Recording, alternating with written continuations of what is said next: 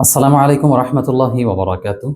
আজ আমাদের তদবির শিক্ষা কোর্সের যেই প্রথম পাঠ ক্লাস আমরা দিয়েছিলাম বা নিয়েছিলাম, তো আমরা এই বিষয়ে কথা বলবো আজকে। আমাদের গতকালকের ক্লাস ছিল আসলে, যেহেতু যারা ভর্তি হন নাই তারা তো অবশ্যই পাবেন না। তো অনেকের কমেন্টস অনুযায়ী কিছু ধারণা আপনাদেরকে দেব, একেবারে মাহরুম করব না ইনশাআল্লাহ। তো দেখেন, আমরা গতকালকে যে বিষয় নিয়ে আলোচনা করছিলাম সেটা হচ্ছে আসলে নাম দেখা নিয়ে। তো একটা তদবির কারক বা আমেল বা কবিরাজের সর্বপ্রথম কাজ হলো এই নাম দেখা। আপনি যদি নামই না দেখতে পারেন, আপনি কিসের কবিরাজ, আপনি কিসের আমেল? আপনাকে তো নাম দেখা জানতে হবে, যে একজন রোগীর রোগ নির্ণয় করা।